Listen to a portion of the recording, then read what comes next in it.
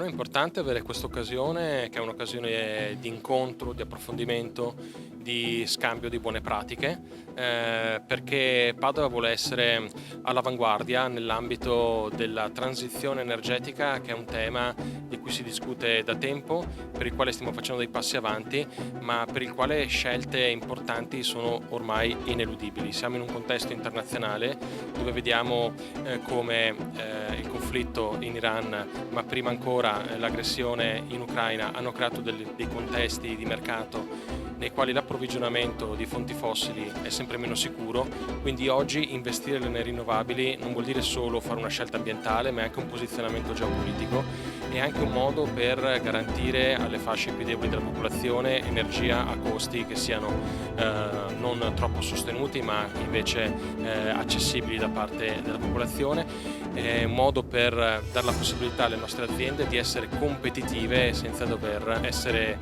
soggette alle fluttuazioni di mercato. Non solo dialogo e scambio di buone pratiche, ma noi stiamo mettendo in campo azioni concrete. Siamo una città tra le 100 europee che si è dato l'obiettivo di abbattere le emissioni di CO2 entro il 2030. Abbiamo dei valori record per quanto riguarda gli impianti fotovoltaici, con un ruolo da protagonista delle nostre aziende partecipate.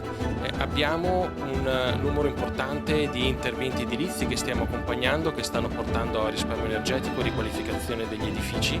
Siamo una città che sta anche puntando sull'elettrificazione della mobilità, le nuove linee di tram, ma anche l'espansione delle aree verdi. Cioè vogliamo significare con atti concreti questo cambiamento che non è più rimandabile.